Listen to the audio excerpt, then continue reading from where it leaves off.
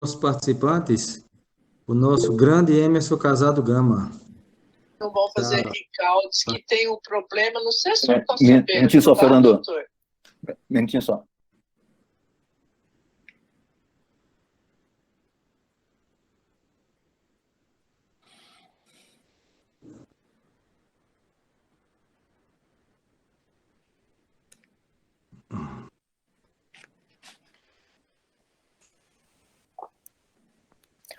Desculpa, Fernando, o que aconteceu com o Emerson? Não, ele está participando está aqui. O Emerson é maravilhoso, espetacular. É um grande exemplo para todos nós. Espetacular. Além de um grande amigo, é uma pessoa que dispensa comentário, realmente. Não, espetacular. Espetacular. São as pessoas que nos ensinam. Isso, sem dúvida.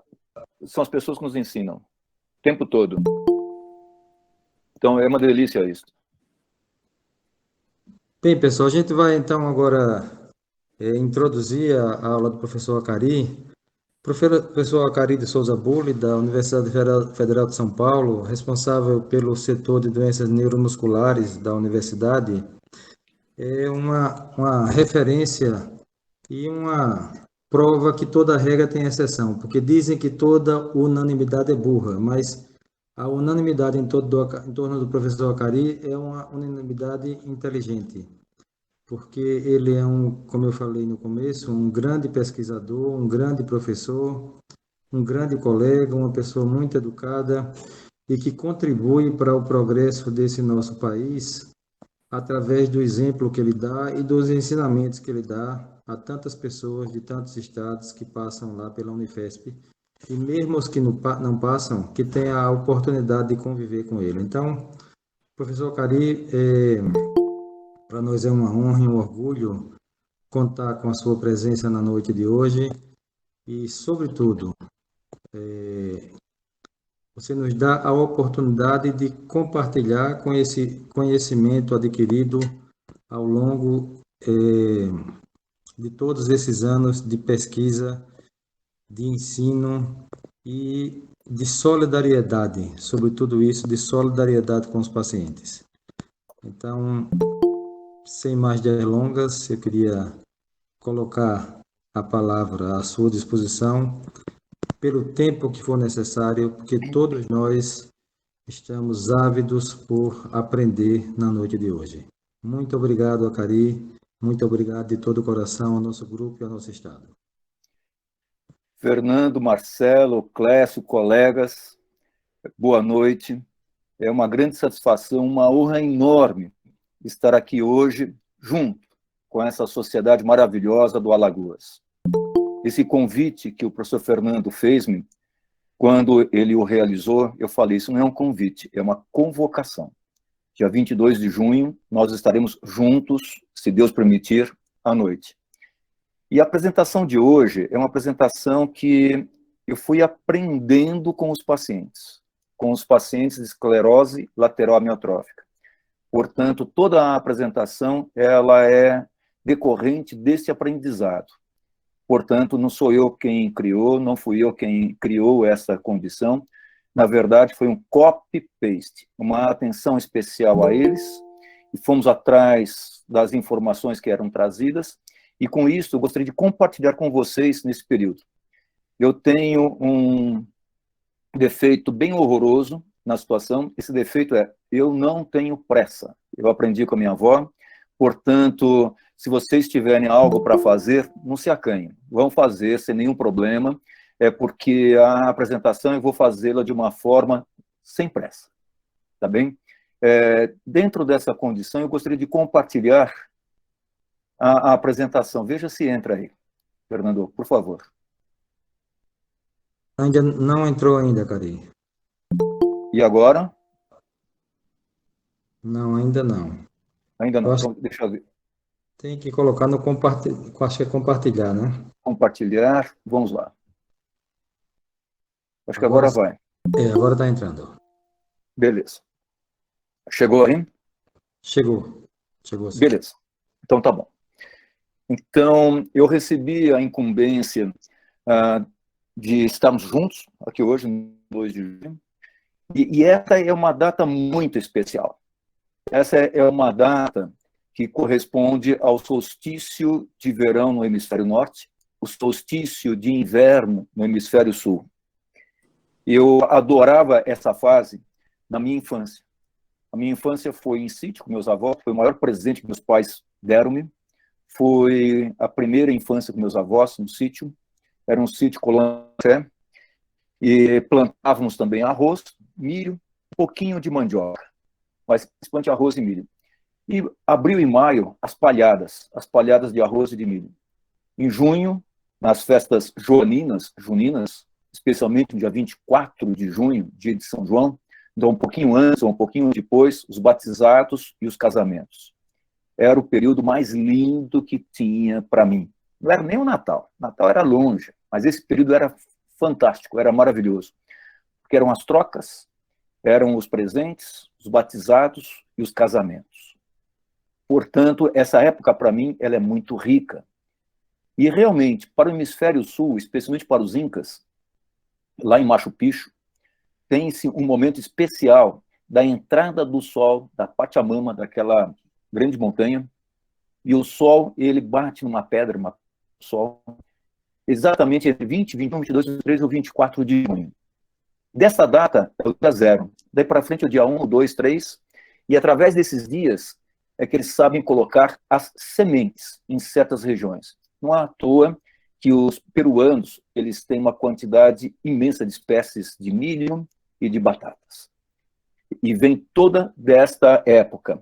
E eles contavam que do dia 0, que era o dia mais curto do ano, o próximo dia era o dia que intensificava a esperança para eles, a esperança de um novo ciclo, de um novo momento.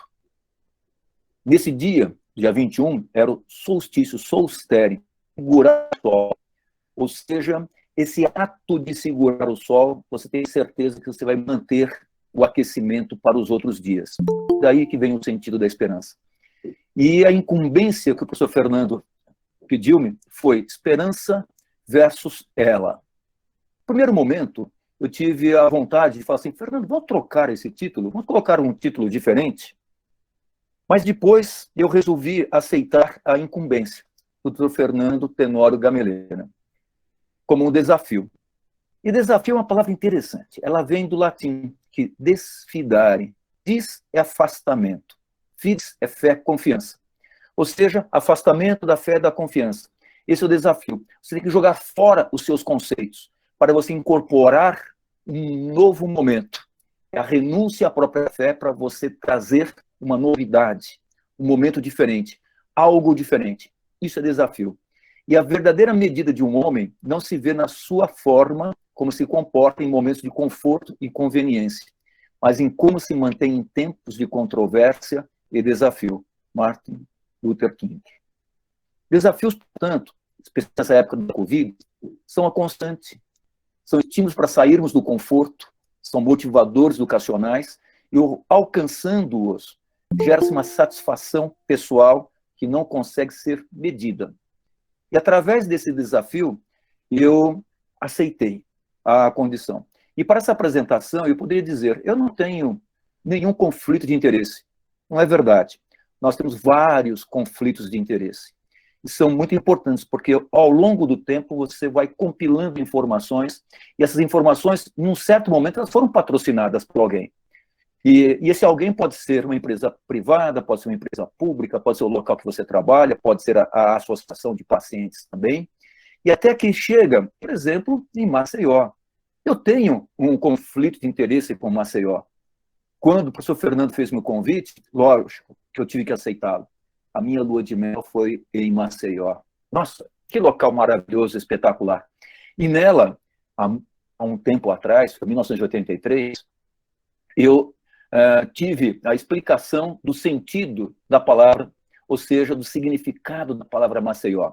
Deram-me 2 significados na época, que eu os guardei. Da origem tupi, aquele que tem asas, ou ainda de Maceió, aquele que tapa o alagatiço. O mar vai e volta, pela abundância das suas águas por todos os lados e a constante subida e descida, é que nós temos esse alagadiço. Daí Maceió. Eu adorei essas explicações. Assim como adorei a Rainha do Mar. lá na Praia da Sereia. Que linda imagem da Rainha do Mar. E quando se fala da rainha, poxa vida, eu sou cristão católico, a minha infância foi com meus avós cristãos católicos, eu tinha que ter na ponta da língua a Ave Maria, o Pai Nosso, e uma outra reza espetacular, chamada Salve Rainha. Descobri mais tarde que a Salve Rainha ela foi produzida por Hermann von Richenau, ou Hermano Contrato, quase no finzinho de 1053, que foi feita essa obra-prima que nós conhecemos. A oração Salve Rainha é uma das orações mais poderosas e conhecidas do mundo católico. É a última oração lá do Santo Rosário. Portanto, nós temos a nossa Sereia do Mar, nós temos a Rainha do Mar, trazendo também a esperança. Esperança versus alguma coisa. E versus, da onde que vem? Vem do latim, para na direção de. Que primitivamente, Francisco Torrinha, no seu ótimo dicionário de latim, ele explica como é que é utilizada a palavra versos. E no atual momento, o emprego de versos em português foi importado do inglês, no sentido de contra, atestado nessa língua desde 1447, ou seja, relações de oposição ou contradição. E aqui nós estaríamos falando de esperança versus uma determinada doença.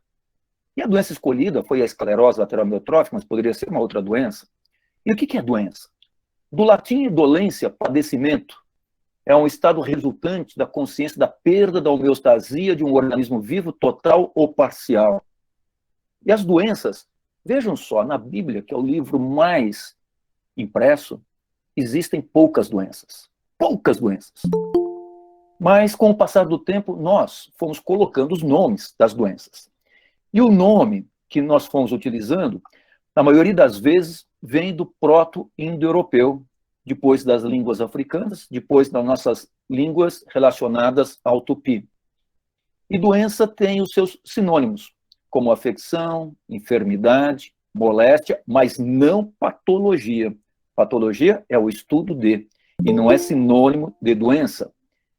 E dentre as doenças que nós conhecemos, nós fomos utilizando certas expressões para que nós conversássemos com os outros. Ou seja, o nome traz uma conveniência, um propósito logístico. E esse propósito para entendermos o que está acontecendo com a população, o que está acontecendo com o nosso meio ambiente.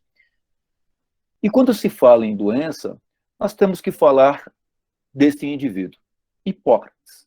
Hipócrates, ele, naquela ilhazinha pequenininha, Caneto, lá na Grécia, pertinho da Turquia, ele fez uma obra maravilhosa e fantástica para nós médicos. E dentre as suas explicações, dentre os seus conhecimentos e ensinamentos, nós temos a obra Corpus Hippocraticum, que foi traduzida para o francês por Émile Littré, que contém vários tratados com vários livros. E neles nós temos o juramento, o tratado sobre as moléstias sagradas, o tratado sobre os usares das águas e lugares, prognóstico, e temos também os aforismos, ou seja, os ditados. Um dos aforismos mais importantes que eu considero: as moléstias que não são com remédios, curam-se com ferro. As que não são curadas com ferro, curam-se com fogo. E as que não são curadas com fogo, são consideradas incuráveis. Os ingleses, eles resolveram fazer uma classificação de doença.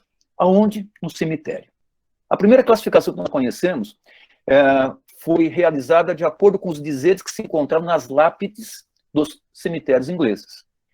E depois houve uma compilação de causas de morte. E assim a primeira classificação internacional de doenças que levava à morte aparece no ano 1900, com 179 doenças. Não ficou muito boa. Houve necessidade de uma reformulação e a segunda classificação ela veio 9 anos depois. Depois a terceira, a quarta, a quinta, antes da Grande Guerra Mundial, da Segunda Grande Guerra Mundial, havia 200 doenças compiladas. E a guerra ela trouxe vários conhecimentos. E dentro dos conhecimentos, uma ampliação das doenças também. Já a sexta classificação, realizada logo depois da Grande Segunda Guerra, já havia 1010 doenças. Quando eu entrei na escola médica, nós utilizávamos a CID-9, com 1.178 doenças.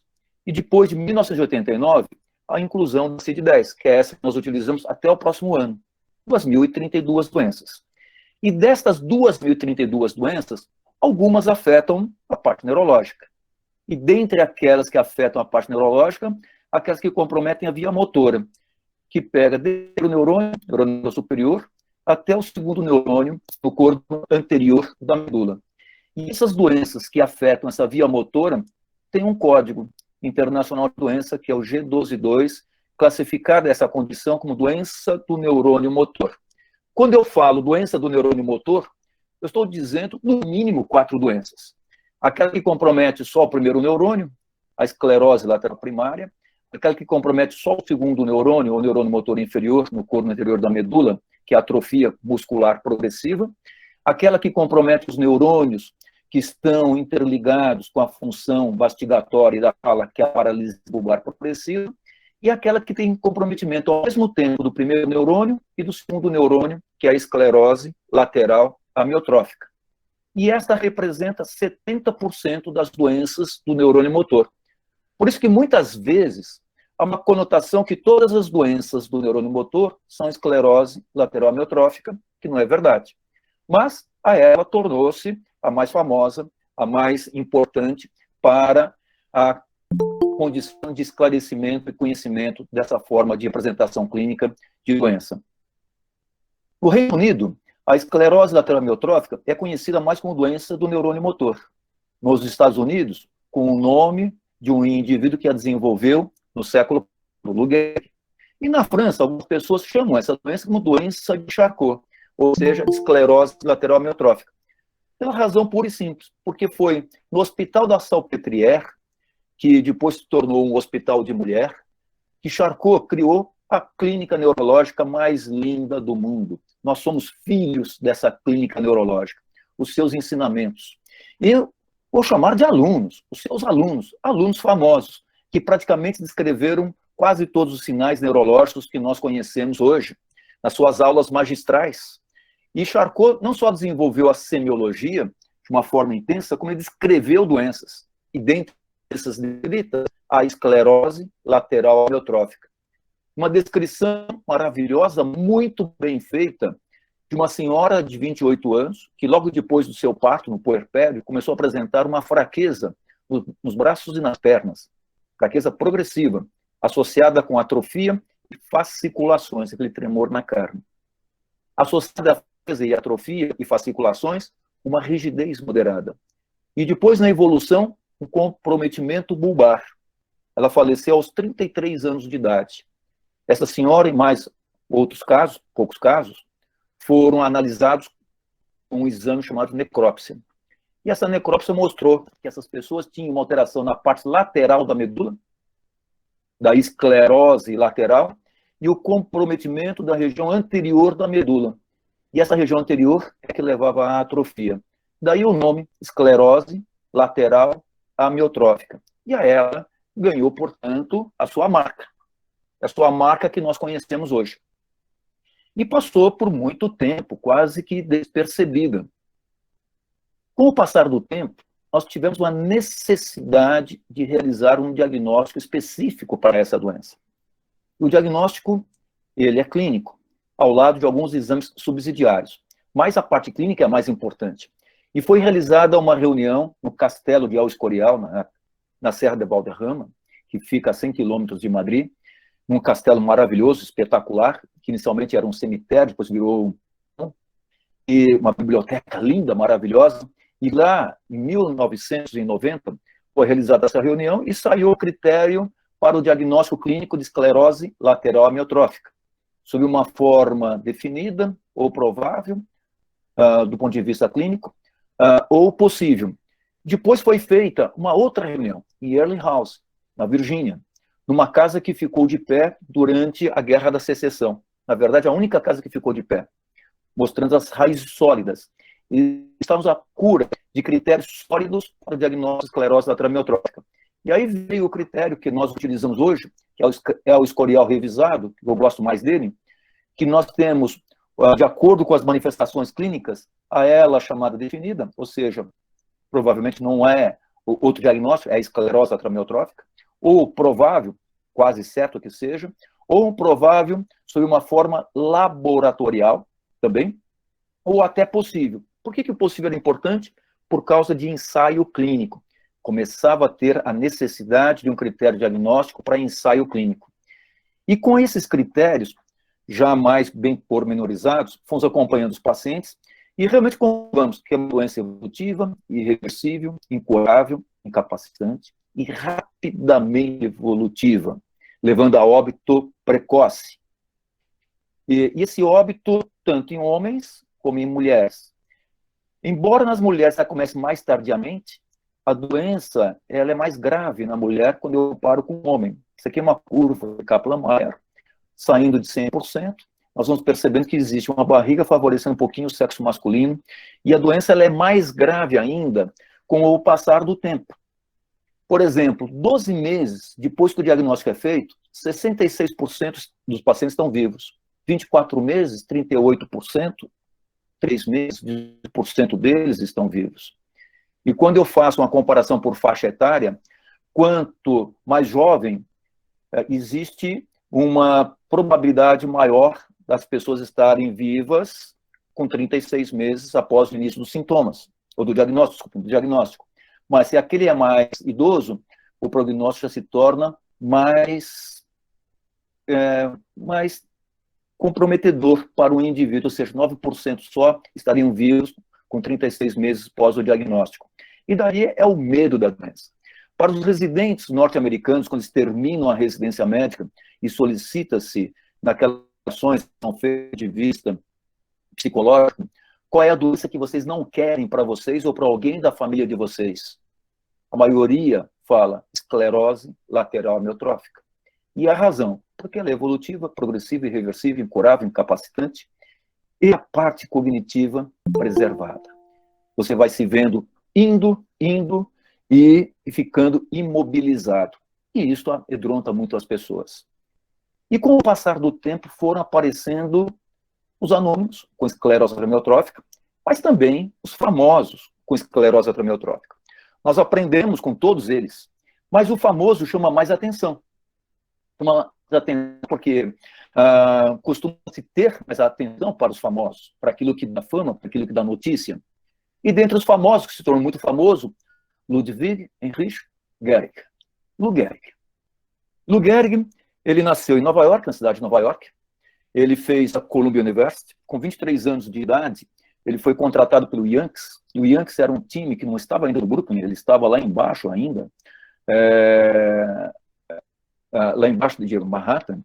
E esse indivíduo tinha uma força fantástica. Era uma pessoa forte, veloz, inteligente, feliz, espirituoso. Dentre os seus amores, os únicos que ele falava, a mãe, a esposa e o beisebol. E em janeiro de 1938, ele foi motivo para a realização de um filme pela Century Fox Movie. Ele bateu quase todos os recordes da época de beisebol. Dentre os recordes, mais recentemente batido, de partidas consecutivas jogadas, ou seja, sem perder nenhum jogo, 2.164 partidas. E vejam, naquela época as viagens eram feitas de ônibus ou de trem, havia pouco carro próprio. E ele recebeu vários prêmios durante essa carreira dele. Por exemplo, do All-Star Games, de 33 a 38, o mais valioso jogador por várias temporadas. Ele estava no auge da forma técnica dele, em 38, quando foi feito o filme, a renovação contratual. E assim ele começa a ter um índice de batidas diminuído, de performance diminuída. Ele passa em uma consulta médica sem diagnóstico, a segunda consulta sem diagnóstico, a terceira sem diagnóstico, a quarta consulta médica foi realizada na Clínica Mayo. Numa das viagens para se jogar contra um determinado time, ele aproveitou esse período para se fazer uma consulta médica. E na consulta médica na Clínica Mayo, quem o consultou foi um clínico, e esse clínico, Haben, Dr. Haben, Harold Haben, ele esperou o neurologista chegar para confirmar o que ele tinha achado, porque ele não tinha dúvida que era esclerose lateral amiotrófica, porque a mãe do Haben falecera de esclerose lateral amiotrófica. Aí depois confirmou-se clinicamente, só clinicamente, que o quadro que ele estava desenvolvendo era de esclerose lateral amiotrófica. Isso foi em 19 de junho de 1939. E na experiência deles, que era pequena, mas eles fizeram uma confirmação daquilo que estava atrapalhando do ponto de vista clínico o Lou Gehrig, que, olha, se o senhor continuar a jogar beisebol, essa doença vai ser mais rapidamente evoluída. Então, em nossa experiência, qual é a nossa sugestão? Que o senhor se aposente do beisebol. Lou Gehrig, no dia 4 de julho de 39, fez a sua retirada dos campos de beisebol. Lá no Yankees Stadium, que cabiam só 27 mil pessoas, naquele dia, 61 pessoas estavam lá. Ele fez um discurso espetacular. E esse discurso é do 50-50, 50-50. Disse ele que quando jogava beisebol, e ele partia para bater na bolinha, ele ia com a intenção de pelo menos acertar 50%. E assim, todos os dias da vida dele seriam desse jeito, para acertar a bolinha. Ele não iria desistir desse intento jamais. É um discurso que vocês podem acompanhar. Ele foi ovacionado, ele aceitou, portanto, a orientação dos médicos. Ele começou a fazer clínicas para ensinar crianças a jogarem beisebol. Mais rapidamente, a fraqueza do braço esquerdo ficou mais evidente. Por exemplo, aqui em 1940, ao escrever, ele só escreve com a mão direita, o braço esquerdo já está descansando. E ele aceita as orientações com a utilização de vitamina E, mas 2 anos depois, aos 37 anos de idade, tetraplégico estava, anártrico, disfágico, com insuficiência respiratória, ele faleceu. E aqui estão ele e Babe Ruth, que era o grande amigo dele, que até então era considerado o maior jogador de beisebol norte-americano de todos os tempos. E assim, esse indivíduo foi-se, do ponto de vista físico, mas a sua imagem fica. E a primeira camiseta que foi tirada de circulação de beisebol foi a camiseta de número 4, ou seja, aposentada. Esse é o início de aposentadoria de camisetas. A primeira a ser aposentada foi a do Lou Gehrig. E depois outras camisetas foram aposentadas também, por isso que os americanos usam números diferentes, e não mais número 4, que era o número dele. E o que acontece, portanto? Será que a esclerose lateral amiotrófica ela tem alguma relação com o esporte? Diziam alguns indivíduos na época que poderia ter, mas outros indivíduos falavam que Lou Gehrig desenvolveu a doença porque ele fazia uso de uma iguaria, ou seja, de emias, em quantidade enorme. Então poderia ser uma intoxicação exógena. Mas tinha-se aquela proposta que o esporte poderia levar a essa enfermidade. Então, por exemplo, exercícios extenuantes, triatletas, futebol. A Itália tem os álbuns de figurinha, da Panini. E desses álbuns de figurinhas, depois, foi-se acompanhando o que aconteceu com os atletas. E verificou-se que uma quantidade razoável de atletas desenvolveram esclerose lateral amiotrófica. Dentre eles, Stefano Borgonovo. Aqui nós estamos vendo Stefano Borgonovo. Ele estava aqui antes. Aqui se encontra ele. Ronaldinho, que jogava pelo Milan ainda. E esse moço aqui perdeu o pênalti para o Brasil em 1994. Mas super amigo do Borgonovo, o leva para esse dia, nesse local, porque ele jogou pela Fiorentina e jogou pelo Milan também. E foi realizada uma obra para arrecadar fundos para as sociedades italianas que estudam e ajudam pessoas com esclerose lateral amiotrófica.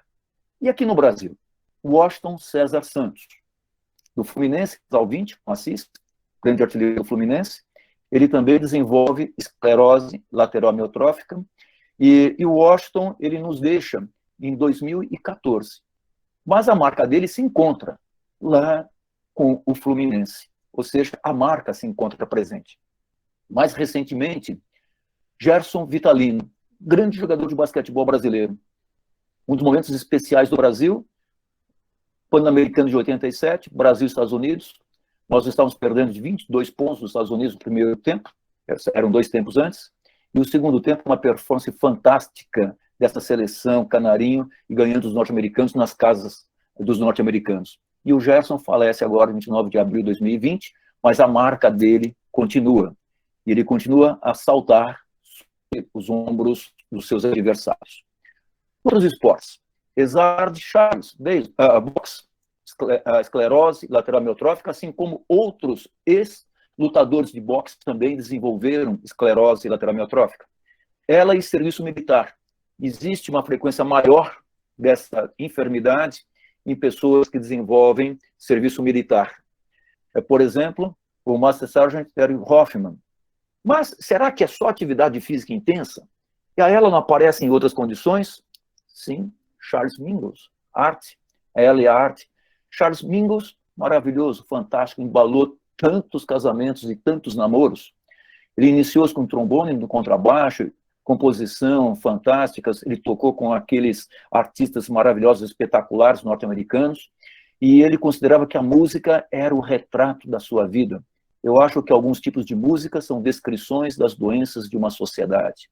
Essa música tocada em restaurantes e elevadores é destrutiva. Se tocasse boa música para o povo, haveria uma sociedade feliz nas ruas. Eu não tenho dúvida disto. Esse foi um dos legados que ele nos deixou. O depoimento que ele fez a Stephen Davis. E ele começa a doença na sua mão esquerda, depois para a mão direita. E em 3 anos, ele falece do primeiro diagnóstico dado, ao falecimento foram 3 anos. Mas ele se mantém cada vez mais vivo. E assim, Soy Mingus, Mingus Dynasty, influência do jazz, mantém-se vivas essas situações para as nossas mentes, para o nosso deleite. E do ponto de vista de cinema, James David Graham Niven, ator, quem é mais antigo sabe, 98 longas metragens. Ele ganhou vários prêmios, como prêmio de melhor ator, Golden Globe Awards, Motion Picture, Music e Comedy. Quem assistiu Pantera Cor-de-Rosa, Os Canhões de Navarone, A Lua é Azul, e assim para frente, cada coisa linda, maravilhosa mesa separada, cada coisa linda que ele desenvolveu. E num programa de fevereiro de 83, desculpe, em 81, ele é arguído pelo entrevistador qual que seria o próximo filme. Aí ele disse, olha, sempre eu engatei um com o outro, mas eu estou um pouco cansado. Eu não sei o que está acontecendo comigo. E o programa estava sendo feito ao vivo, televisão preto e branco e tal. E quando ele falou a respeito disso, alguém do outro lado considerou que ele estava falando um pouco diferente e ele estava tendo uma alteração na mão, que ele chamou de atrofia de primeiro interósseo, esse indivíduo. E essa pessoa telefonou lá para a televisão e disse, olha, eu acho que James David Graham Niven está desenvolvendo uma doença chamada esclerose lateral amiotrófica, porque eu a conheço bem, porque tem uma pessoa na minha família que desenvolveu tal doença, desse mesmo jeito era a fala. E assim ele passa em uma consulta médica, e realmente era esclerose lateral amiotrófica, a doença foi rápida, em 2 anos. Em 83, ele fez uma consulta no hospital com pseudônimo, dizendo-se que era uma alteração gástrica, abdominal, mas logo depois ele se retira para o seu castelo lá na França, e lá ele falece de esclerose lateral amiotrófica. E arte ainda. Dmitri Shostakovich, maestro e compositor. Em 58, ele começa a apresentar, isso com 48 anos de idade, ele começa a apresentar uma fraqueza na mão direita, na mão que ele fazia aquelas mágicas de retiradas de notas musicais. Em 60, fraqueza nos membros inferiores, só que a doença foi mais lenta do que aqueles outros indivíduos. Com disfagia em 73, ele falece em 1975, com cerca de 15 anos do início da doença. E assim foram feitos, na época, vários diagnósticos diferenciais. Algumas pessoas diziam, isso não é esclerose lateral amiotrófica, porque a ela é mais rápida. O que ele está desenvolvendo pode ser uma outra doença. E os indivíduos que se debruçaram nessa história dele colocaram outras hipóteses diagnósticas. Mas o que mais chama atenção é que o quadro é de uma esclerose lateral amiotrófica. E na política? Na política, lá na China.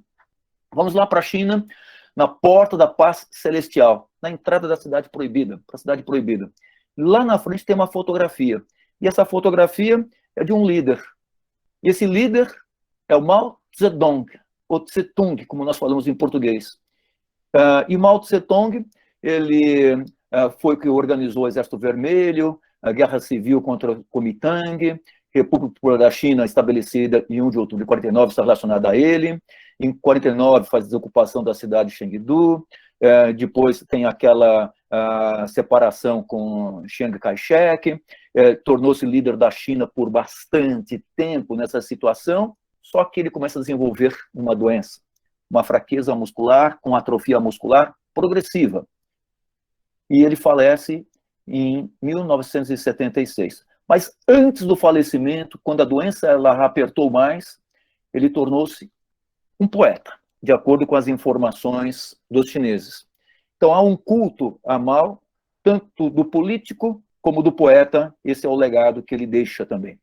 E quando se fala em esclerose lateral amiotrófica, nós estamos comentando uma doença rápida, do diagnóstico ao falecimento, 3 a 4 anos. E quando ela se inicia pela região bulbar, a paralisia bulbar progressiva, 2,2 anos. Mas isso não é verdade para algumas pessoas. Exemplo, Stephen Hawking.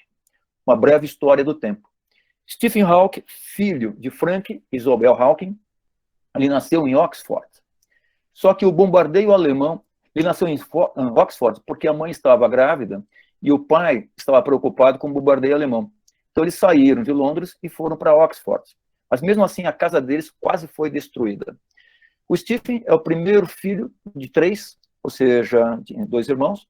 Era considerado uma família estranha, tanto os pais como os 2 irmãos também, assim como outro irmão adotado. E rapidamente ele era considerado por seus amigos um gênio. Ele entrou na faculdade, na universidade, e considerado um gênio também. Ao sair dela, considerado um gênio. E aí houve uma aposta, logo depois da saída da universidade. Uma aposta feita por 2 professores, John McLennan e Basil King. O primeiro, John, ele dizia que Stephen Hawking nunca conquistaria nada. E Basil King, ele é um indivíduo extraordinariamente capaz. E a aposta foi um pacote de guloseimas que eles fizeram para o que estava acontecendo. Ele graduou-se em física, estudava pouco, era timoneiro de remo. Em 1962, com 21 anos de idade, ele colou grau em ciências naturais, mas notou-se uma fraqueza muscular na perna, que tornou-se progressivo para outra perna, progressiva para o membro superior. Ele passou em consulta médica no Hospital São Bartolomeu de Londres, e lá foi realizada uma investigação clínica, uma mielografia, uma biópsia muscular, um exame de líquido cefalorraquiano, e saiu o diagnóstico: esclerose lateral amiotrófica. Na verdade, doença do neurônio motor. E o laudo: isto não é esclerose múltipla, ele é doença de Lou Gehrig nos Estados Unidos. E dessa época do diagnóstico para a morte, o senhor com 21 anos de idade, 24 anos e meio, 25 anos. Ele estava namorando a Jane Wilde, e a orientação era: não perca tempo com o casamento, mas mesmo assim, com 24 anos, ele se casa com Jane Wilde. 2 anos depois do casamento, nasce o primeiro filho, Robert, de filhos, depois, mais tarde, Timothy, em 1979. Já com 22 anos de idade, ele já tinha quedas frequentes, com 25, dificuldade para escrever, dificuldade para falar, crise de falta de ar, e essa fase foi muito bem retratada no filme, onde que a esposa dele, a Jane, ela praticamente faz toda a base de material dele para a defesa de tese de doutorado, a datilografia foi feita por ela, e ele ganhou prêmios, como o John Coffey Adams, que é o descobridor do Netuno, filhos, e foi criando os filhos dele também. Aí teve uma crise, uma das viagens a Genebra, uma crise de pneumonia. Nessa crise ele quase morreu. E queriam, na época, deixar, vai embora. Só que a Jenny, ela brigou bastante. Não, nós vamos investir. E nesse investimento foi feita uma traqueostomia e ele consegue sair dessa crise. Mas perdeu a fala. Perdeu a fala para sempre. E assim começa a saga dele para a incorporação da tecnologia assistiva. Dentre elas, um equalizador para sintetizar a voz. A comunicação dele começou a ser desse jeito. E assim Stephen Hawking, ele começa a ser um líder de várias ações. Imparável, inegociável. E assim continuava a escrever e a desenvolver atividades. São vários prêmios. E contato com a rainha, atualmente presente ainda na Inglaterra. E várias publicações. Dentre elas, uma breve história do tempo. Best-seller por 237 semanas. Entrou no Guinness, em 98. 40 idiomas, 9 milhões de exemplares vendidos.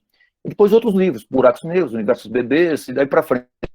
E assim, o trabalho dele é fantástico. E dentro daquela aposta, o John McLennan, ele pagou as guloseimas para o seu amigo, mas ele disse: mas ele nunca conquistaria nada, porque dos 12 melhores físicos do mundo, ele não se encontra lá. E pode ser que seja verdade. Aí, dentre as entrevistas que ele fez, são várias entrevistas, meu nome é Stephen Hawking, físico, cosmólogo e uma espécie de sonhador. Embora não possa me mover e tenha de falar por meio de um computador, minha mente é livre, ou seja, ela pode voar. O que trazem esses exemplos? Vejam só, eu só comentei sexo masculino. Então, famosos do sexo masculino. Ou seja, não existem mulheres com ela, ou não existem mulheres famosas, ou não existem famosas com esclerose lateral amiotrófica. E a faixa etária dos 50 a 60 anos, maior vez, o Stephen Hawking que sai fora dela, 1 ano para o diagnóstico, para esses indivíduos, e um diagnóstico difícil para eles, com certeza, e do diagnóstico para a morte, 3 anos e meio, 4 anos, exceto Stephen Hawking e que tiveram um prognóstico melhor em relação àquilo que era esperado. E as mulheres, portanto? Será que não tem mulher famosa com essa situação? Será que não existe, portanto, ela? Nós vamos ver na literatura. No total dos famosos, especialmente norte-americanos, 98. 93 homens, 5 mulheres. Quem são essas 5 mulheres famosas que se encontram lá?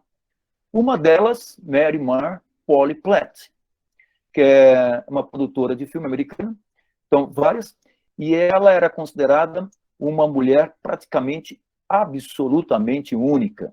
Ela teve várias realizações, mas a esclerose lateral veio e ela, de jeito nenhum, ela deixou desafiar a vida e os seus sonhos também, que ela colocava. Outra mulher, Pauline Moore, atriz. Pauline Moore, os mais antigos se lembram de Roy Rogers, do Westerns. Ela fez parte do Roy Rogers também. E ela foi diagnosticada com esclerose lateral amiotrófica. E quando ela foi diagnosticada, ela não poderia mais atuar, mas ela começou a ser escritora. Escritora de contos pequenos e de peças religiosas também. Ou seja, novos desafios. Teresa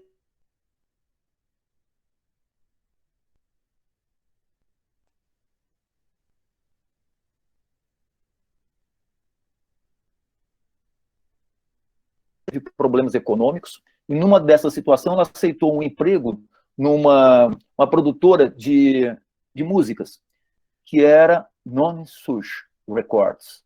Ela entrou como uma contratada e depois ela tornou-se diretora por 13 anos, e hoje a Non-Such ela é uma das mais importantes das playlists das músicas chamadas alternativas também. Foi ela quem fez toda a modificação dessa empresa. Outra pessoa maravilhosa, fantástica, Margot Zemak. Margot Zemak, ela é ilustradora de cartoons e de books, ilustrações fantásticas e maravilhosas.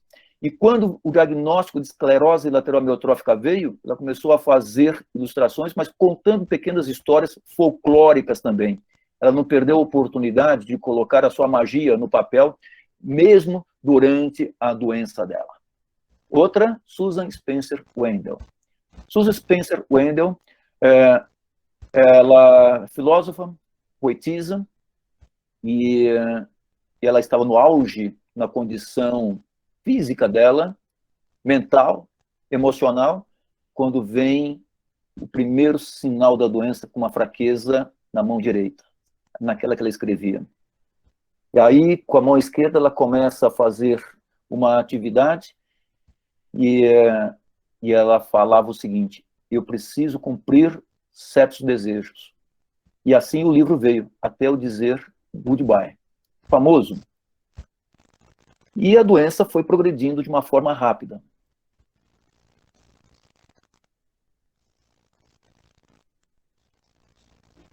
Lindo de todos que ela teve.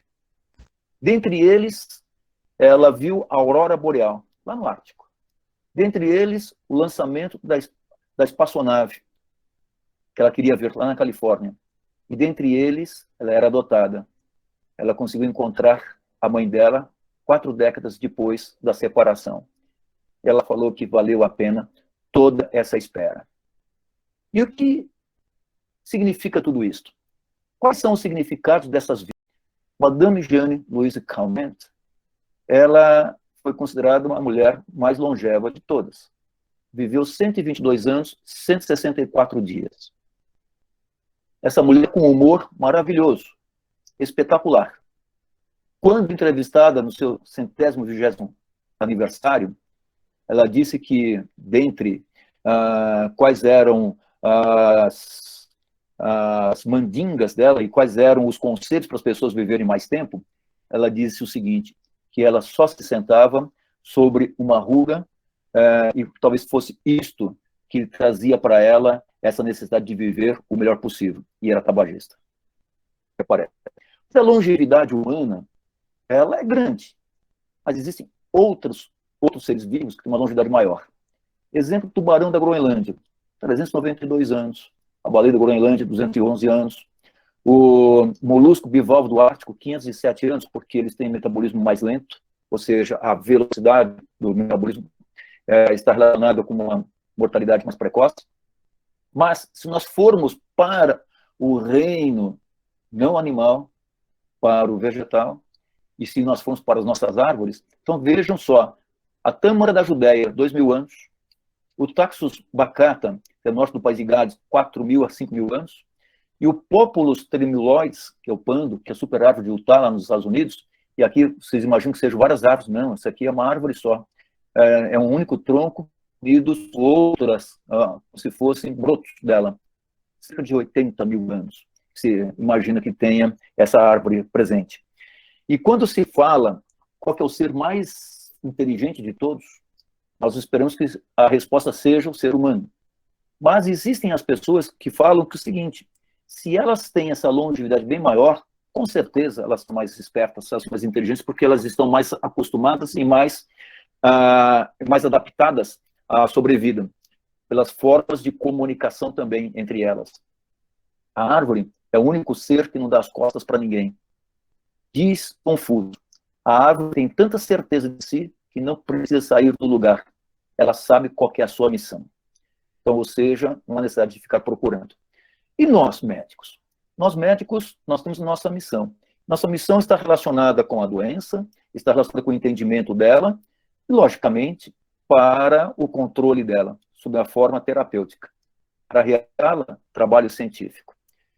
E o médico, ele já tenta trazer mecanismos terapêuticos há muito tempo. A pedra filosofal, a preparação, portanto, de uma mágica para curar os males presentes, existentes. E nós podemos sonhar desse jeito. E o sonho, nós colocamos muitas vezes nos filmes, com direito a sonho, ou nos desenhos, com direito a sonho, ou ainda nos gibis. Um dos gibis, o Incrível Hulk, de 2003, da Marvel Comics. O Hulk, ele sofre uma exposição com uma explosão de um reator atômico. E essa explosão faz com que ocorra alteração no DNA. E essa alteração faz com que ele desenvolva uma doença. E qual doença que ele desenvolve? Esclerose lateral amiotrófica. E os seus amigos do Quarteto Fantástico tentam controlar essa situação.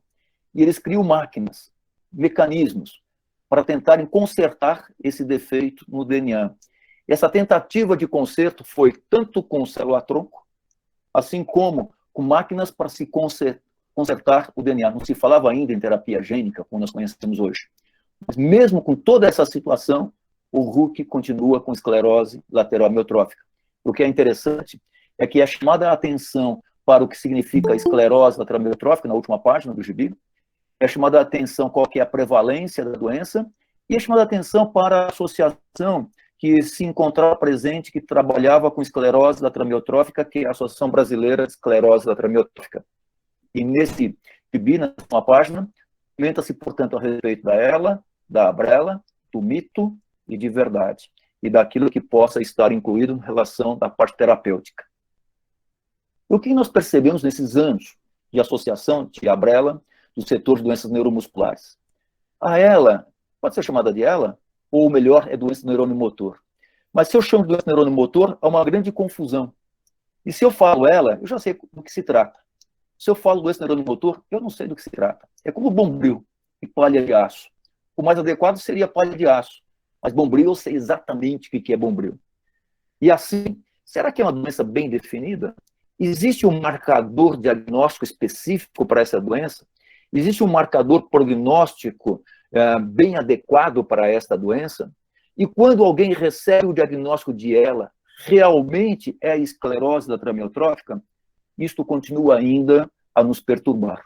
Nós não temos todas estas respostas, mesmo com tanto tempo de estudo, com tanta informação e com tanta pesquisa na área.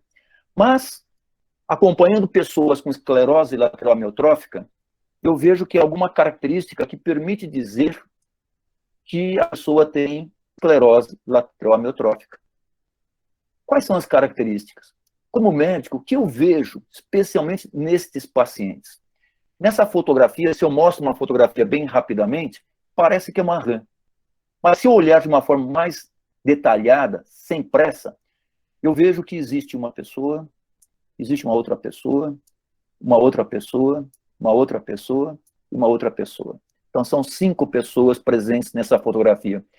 E isto acontece conosco do ponto de vista de atendimento a alguém com algum problema. Nós temos que prestar atenção em detalhes, que é a semiologia. Mas não só a semiologia física, é a semiologia mental, semiologia espiritual, semiologia comportamental. E o que eu tenho aprendido com essas pessoas, desse jeito, com esta forma de entendimento? Especialmente receitas de saúde. Não importa a doença, não importa o tamanho da doença, mas o que eu posso fazer com ela.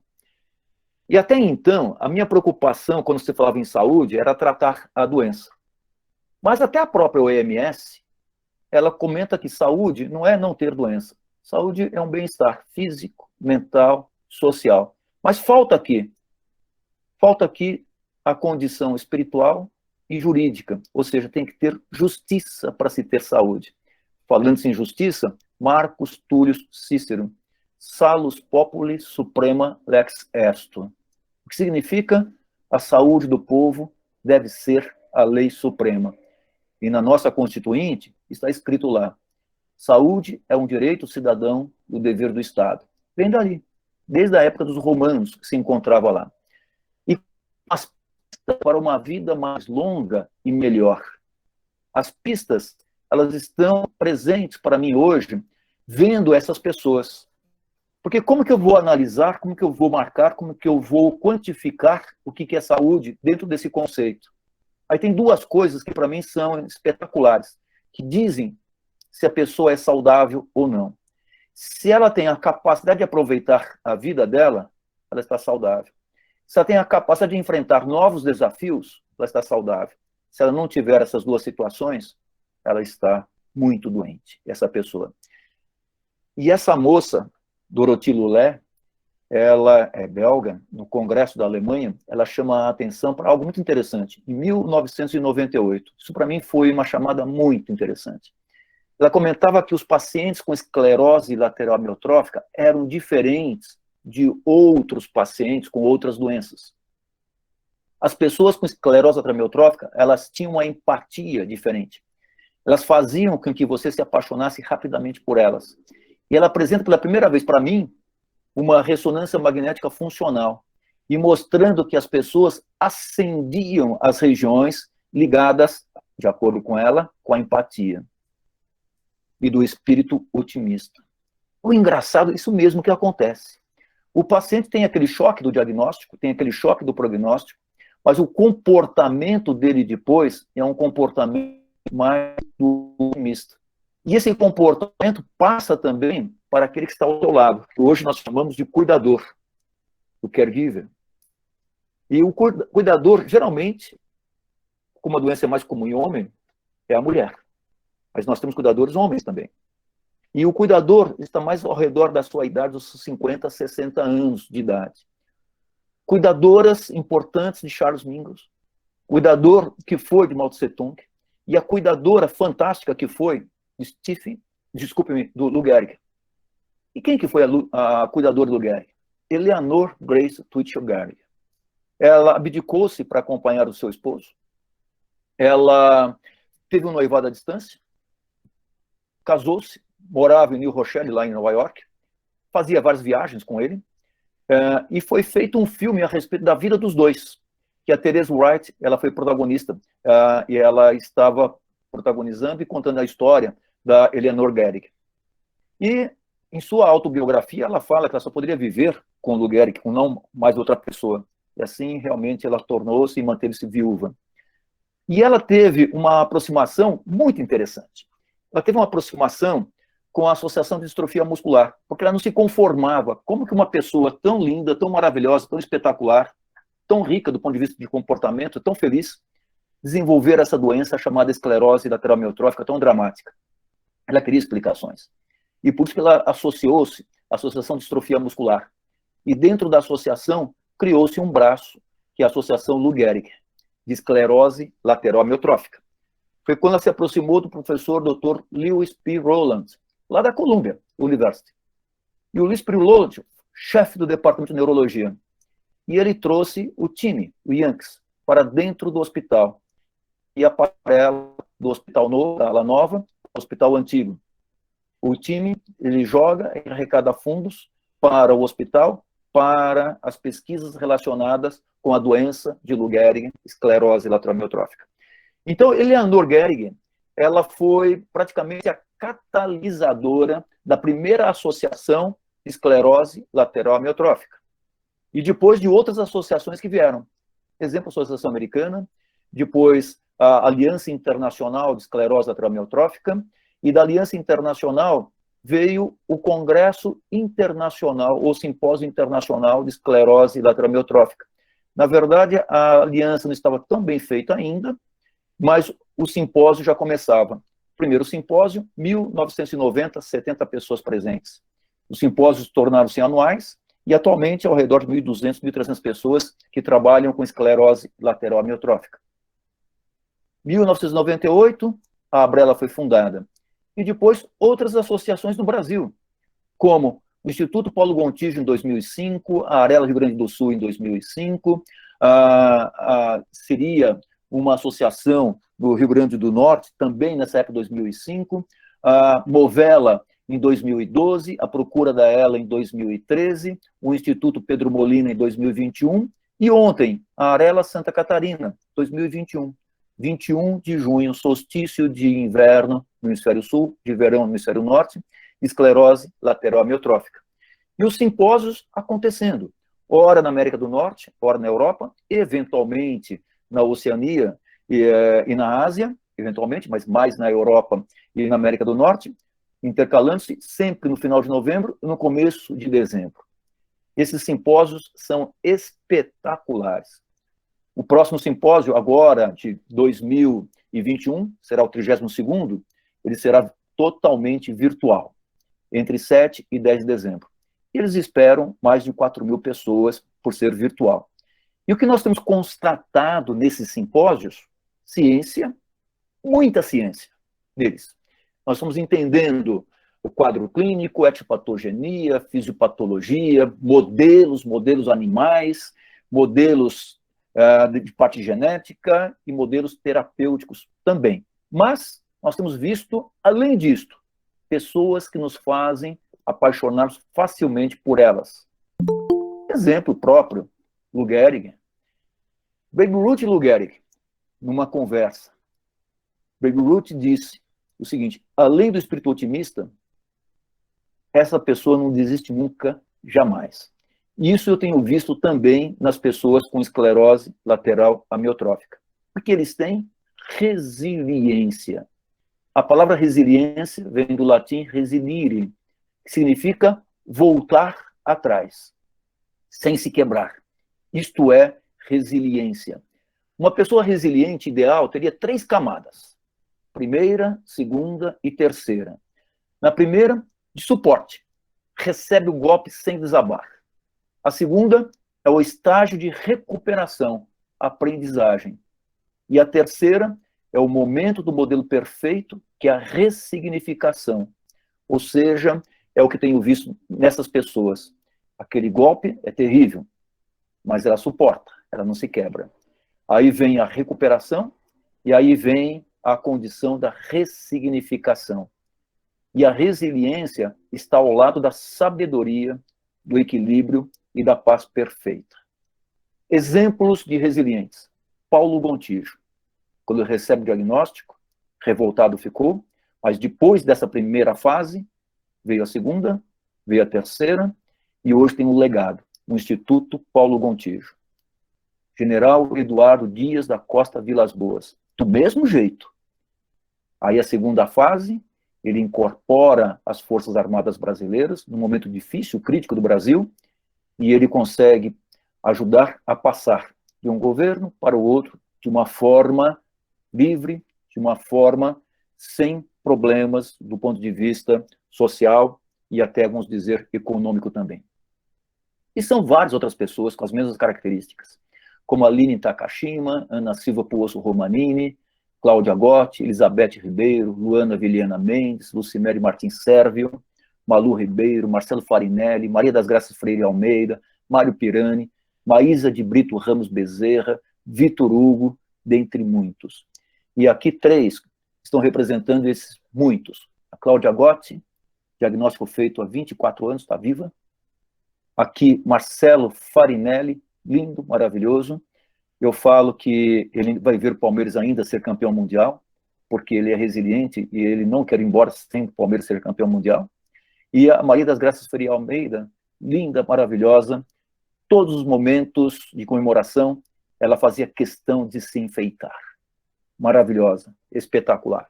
Assim como Leide Consuelo Quereza Moreira, com uma movimentação única do reto lateral esquerdo, pouquinha, ela se comunicava e ela fazia poesias. Poesias para me sentir viva. Mas não só para ela se sentir viva, para que outros também se sentissem vivos. João Marcos Andrieta, corintiano. João Marcos desenvolve esclerose amiotrófica e mesmo tetraplégico, anárquico, disfágico, ele não deixa de ter sonhos, ele não deixa de se envolver, ter desafios. Ele comanda a empresa dele e 2 associações, uma de crianças e outra associação da terceira idade. Ele resolve fazer um livro. E esse livro, ele resolve fazê-lo quando ele decidiu que era momento de viver. Maravilhoso esse livro. Assim como Vera Lúcia Couto Trujillo e seu esposo Marco Antônio, que é o seu cuidador. Receitas da Vevé, receitas de culinária. Maravilhoso. Carlos Eduardo Uchoa Fagundes, lindo. Olha o que eu te conto, Bilé, o livro que ele escreve com auxílio da sua esposa Laura também.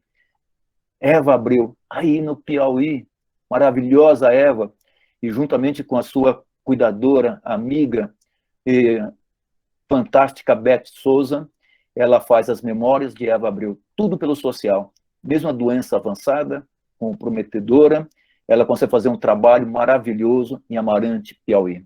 Espetacular trabalho.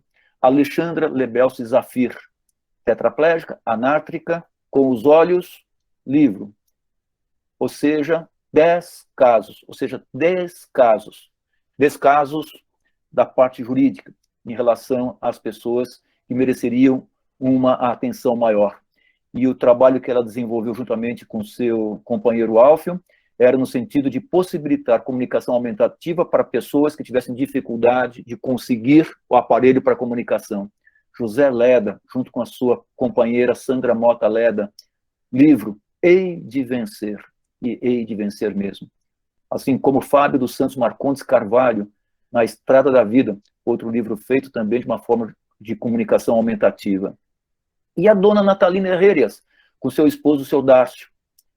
Seu Dácio fazia proteção plena a ela, mas ela dava para ele a energia da vida. Quando é que eu comecei a ter contato com eles? 31 de julho de 99.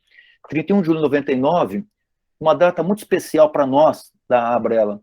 A Abrela tinha sido fundada cerca de 1 mês e 1 semana antes.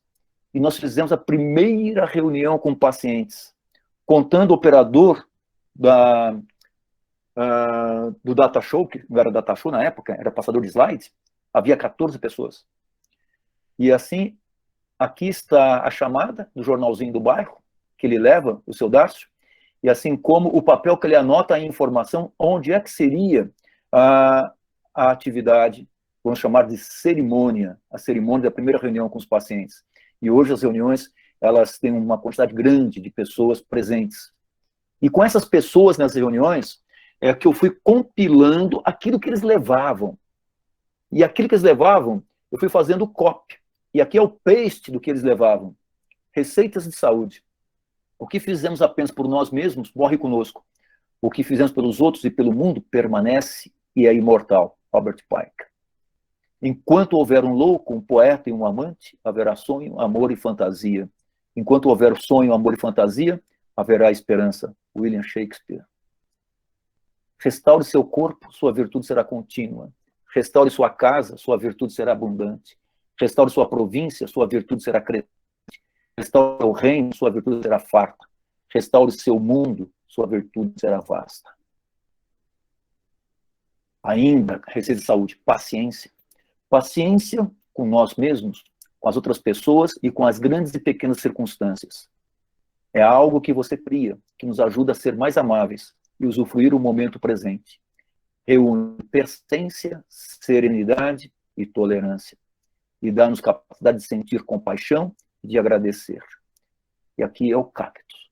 Ele espera, espera, espera, para que o momento realmente valha a pena. Assim é a paciência. Lev Tolstói. A frase do dia. São dois os mais fortes guerreiros. O tempo e a paciência. E eu cresci com essa expressão. A minha avó utilizava demais essa expressão. Você tem que ter tempo para a paciência e tem que ter paciência para ter tempo. Não existe combinação mais poderosa do que esta condição. Pergunto hoje, será que é a combinação mais poderosa realmente, esta situação? Eu hoje acho que não. Existe uma outra arma poderosa, muito mais poderosa. E essa arma ela vem do mito de Prometeu. Prometeu, em grego, significa pré-pensador. Mente, antes da mente, antes de pensar. Traz fogo à humanidade. Prometeu, ele furtou o fogo dos deuses e ele trouxe o fogo para a humanidade. Isto é um pecado muito grande dessa situação. E assim, ele teve um castigo. E esse castigo foi estar preso no Cáucaso e ter o seu fígado comido por uma ave de rapina durante o dia. E esse fígado era recuperado no período noturno. No outro dia, pela manhã, novamente a ave comia o fígado. Recuperado estava. Comia de novo. Recuperado ficava. E assim é a nossa vida. A nossa vida sob a forma de ganhar e perder. É o mito de Prometeu. E Prometeu, ele tem uma ligação bastante afetiva com um outro ser muito importante. Esse ser muito importante é Quiron. Quiron, meio homem, meio animal. Ele tem a sua pata ferida pela flecha de Hércules. E não se fecha essa ferida. Ela fica o tempo todo. Dor, dor e dor. É a condição do sofrimento também da metade humana existente. E depois há uma troca, portanto, entre Prometeu e Quiron. E essa troca, todos os dois tornam-se agora muito importantes no panteão lá grego, do que aparece. Quiron deu cirurgia, mão. E tem toda uma história muito interessante também de Quiron ligada à condição de cura existente. E essa condição de cura é passada para os seus descendentes, ou, melhor ainda, para as pessoas que ele adota no sentido de ensino. Quiron ele foi homenageado pela constelação de Sagitário, Sagitta Flecha, que é de Quiron. E quando ele faz o auto-sacrifício, ou seja, ele perde aquela condição de viver para sempre, tornando-se humanizado, e com a humanização ele morre. E morrendo, ele agora é imortalizado sob uma forma de constelação. Quiron, portanto, traz em si a ferida e a cura, pois à medida que vivenciamos nosso sofrimento e desamparo, nós nos tornamos mais inteiros e curados, porque mais sábios e também mais humildes. Quiron teve filhas, Rip, Endés e Ocirrói, e um filho, Caristo.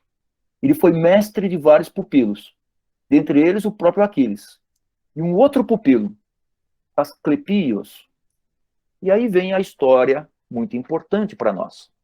Essa história é ligada a Asclepios.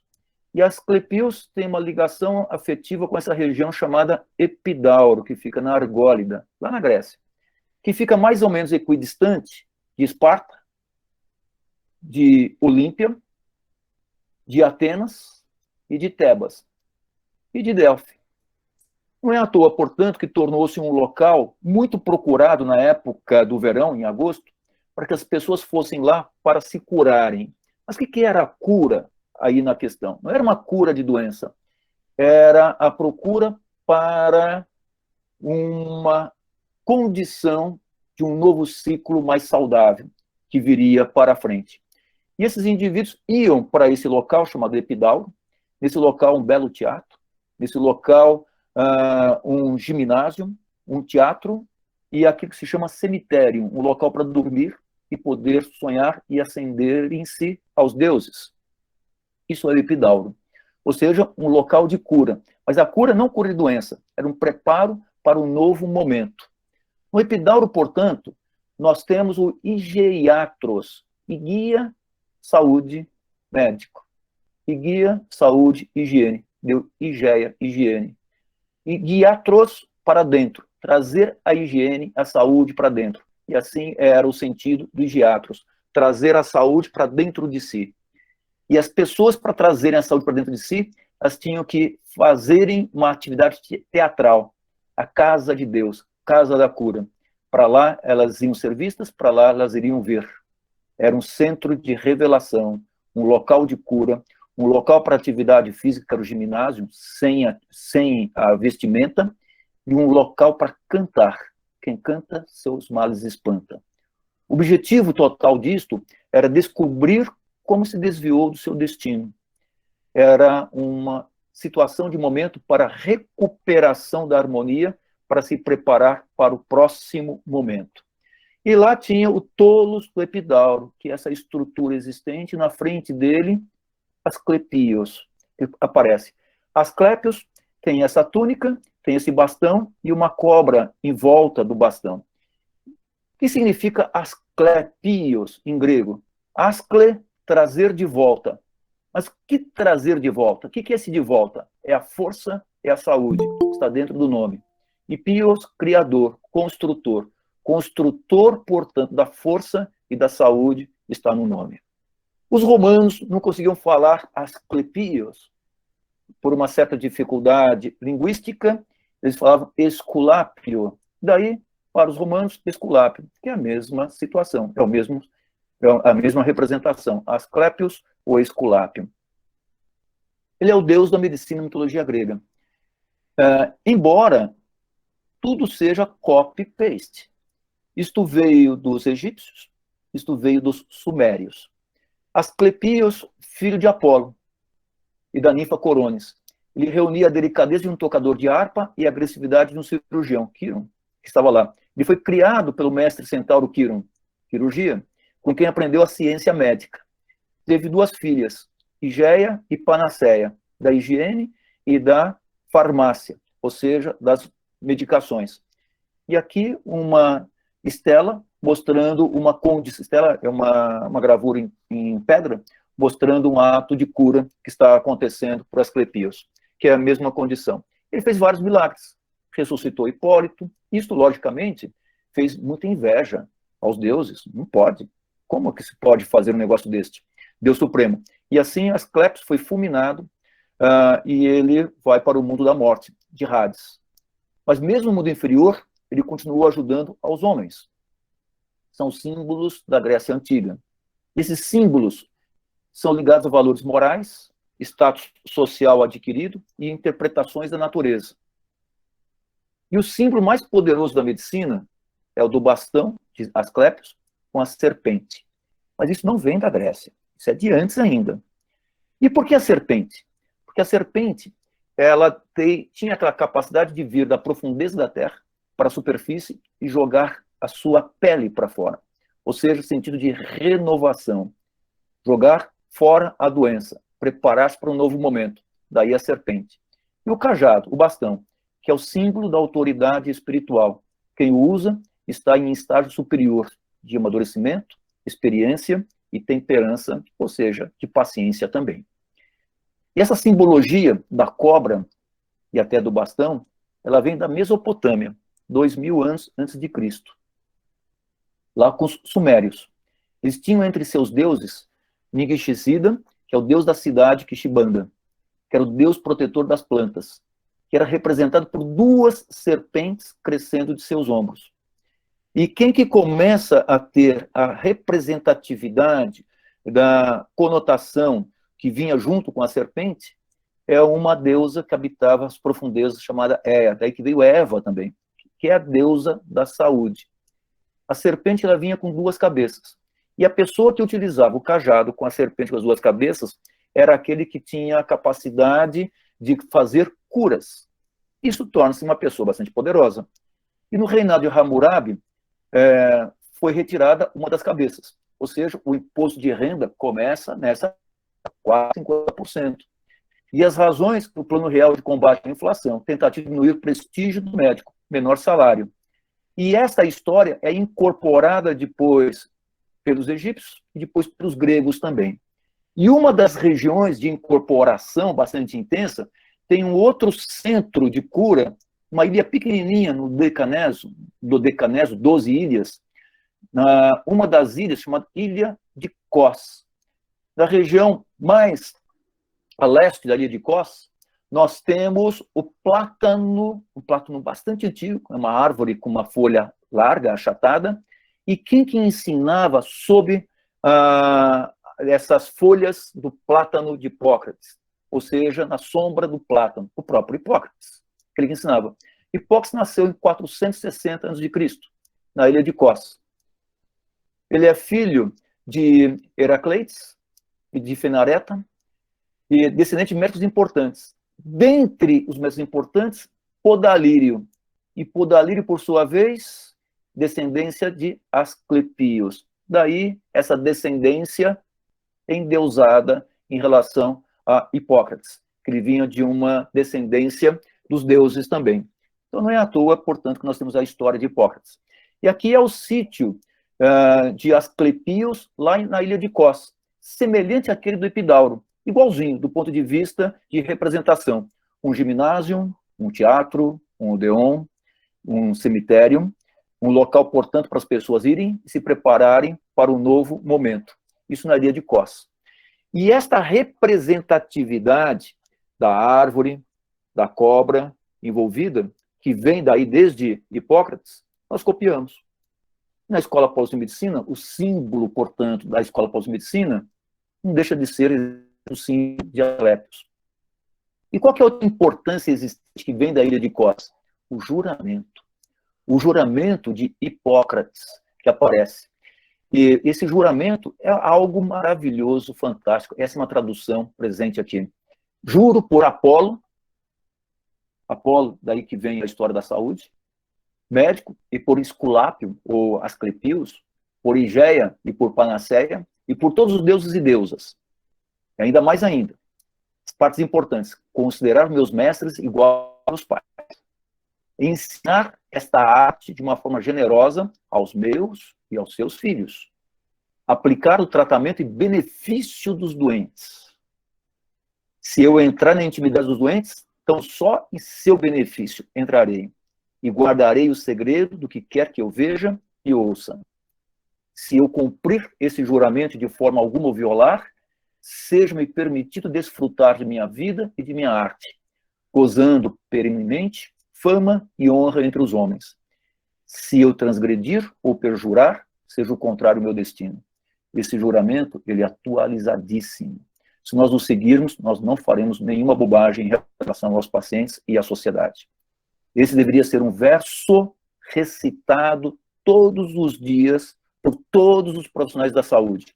Não importa se é médico, fisioterapeuta, ocupacional, fonoaudiólogo, enfermeiro, nós temos que fazer. É um verso. E por falar em verso, o que significa verso? Do latim verso, verso linha de escrita do indo-europeu. Ver, de virar, dobrar. Que deu no latim vertere, virar. E que vem para o grego, se eu fizer uma versão para o grego, é bustrofedon. O que é bustrofedon? é o boi que passa arando, ou seja, passando no arado, e a terra vai se vertendo. Essa é a situação do verter, que deriva também derramar, fazer escorrer um líquido. E fazer escorrer um líquido nada mais do que a pena da caneta. Daí o verso escrito, as composições poéticas por oposição à prosa. Daí o verso. E quando se fala em verso, nós temos oração, salve rainha. E qual que é a relação existente entre a oração salve rainha e a esclerose lateral amiotrófica? A salve rainha é uma prece sob uma forma de meditação que é colocada. De novo, quem a faz? Hermann von Reichenau, o Hermano Contrato. Em que época que é realizada? Numa época que ele se torna muito doente. Uma fraqueza muscular, que é uma fraqueza esta progressiva, fraqueza esta rapidamente progressiva, nas suas condições clínicas, na oportunidade, e esta condição clínica hoje dele, dentre as hipóteses diagnósticas colocadas, a esclerose lateral amiotrófica, ela se encontra fortemente presente. Ele falece com 41 anos de idade, muito provavelmente de esclerose lateral amiotrófica. E o momento mais profícuo da vida dele foi realizado no momento de maior limitação motora que ele se apresentava. Aí, voltando novamente no mito, tem lá. E este mito existente do Epimeteu. Prometeu é o pensador anterior. Epimeteu é o pós-pensador, é aquele que não pensa, aquele que reage. Nós temos um exemplo disso hoje, no Brasil. Epimeteu pertence também à raça dos titãs. Ele é irmão de Atlas, Menécio e de Prometeu. Prometeu em grego, já falei que é o pré-pensador. Epimeteu é o pós-pensador, é o que não pensa. Epimeteu representa a natureza no sentido do materialismo, segundo o qual o pensamento lhe vem depois. E o que acontece com Prometeu? Ele traz o fogo da terra. Aí, este fogo, ele é distribuído para os humanos por Epimeteu. Epimeteu tem seu castigo também. Qual que é o maior castigo para o homem? Eu não tenho dúvida. É uma mulher tinhosa, cheia de dons. Qual que é a mulher tinhosa, cheia de dons, é que veio para a Terra? Pandora. Pandora, ou seja, todos os dons. Cheia de dons. Afrodite deu-lhe a beleza. Apolo, talento musical. Poseidon, de não se afogar jamais. Deméter, a colheita. Hera, curiosidade. E Zeus deu-lhe uma caixinha. E nessa caixinha estava nela todas as desgraças que povoariam a vida do homem na Terra. Mas dentro dessa caixinha estava algo muito interessante para contrabalançar todas essas perdas. Esse algo era algo chamado esperança. E esperança aqui no sentido de milagre. Esperança, algo para contrabalançar todas as perdas existentes. E quando se fala em esperança, qual que é o símbolo da esperança? Esse símbolo, ele vem também lá da região da Mesopotâmia, parece. Mas depois foi incorporado pelos gregos. Pelos gregos quais? Na época de Alexandre.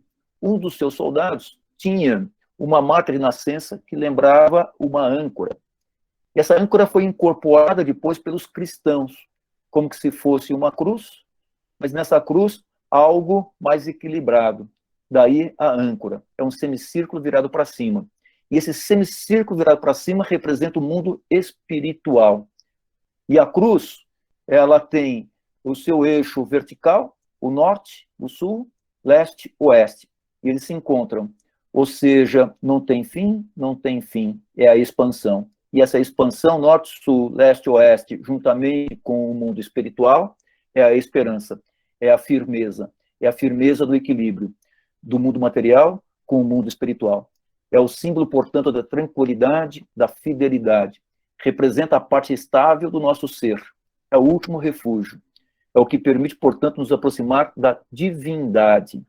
O marinheiro que tem a sua âncora, não importa o tamanho da tempestade, ele tem certeza que vai chegar num porto seguro. Esperança não é desejo, é diferente de desejo. Desejo, eu quero me curar, eu quero sair, eu quero ganhar, quero não sei, isso é desejo. Esperança não. Esperança é um sentimento que dá o equilíbrio para os indivíduos, totalmente diferente de desejo. Portanto, o que nós temos como ponto de vista médico, frequentemente, é a atuação como desejo, desejos e desejos. Mas, se nós formos fazer uma avaliação, não de desejo, mas no sentido da esperança mesmo, real, para o paciente, para o familiar, seu cuidador, para os profissionais que trabalham com essas pessoas, como o médico, ou como outros profissionais da área da saúde, e avaliando essas condições, não há dúvida nenhuma que aqueles indivíduos que têm a esperança dentro deles, eles têm menos ressentimento, menos ódio, e não importa o tamanho da doença, eles são mais bem preparados para o próximo momento. Porque o dia de hoje pertence a eles, o próximo dia pertence a Deus. E assim são vários trabalhos publicados nessa área e mostrando esta condição. Em relação à condição da esperança, ela nos traz mais sentido de vida, sensação de liberdade e de felicidade. São Tomás de Aquino, na Suma Teológica, ele diz: o homem nasceu para ser livre e feliz, amar e ser amado, usufruir justiça e paz, alicerces da civilização cristã, a harmonia entre a fé e a razão. Construir o homem é dar-lhe condições que permitam sua ascensão espiritual, cultural, ética, moral e material. É a vocação do ser. E assim eu volto em Maceió. Voltando em Maceió, do que eu vejo em Maceió? Não tenho dúvida nenhuma. Emerson Casado. Um homem com asas. Um homem que tapa o alagadiço o tempo todo. Eu fico emocionado com você, Emerson. O simpósio que você fez aí na sua cidade, de uma forma presencial, no ano retrasado. Maravilhoso.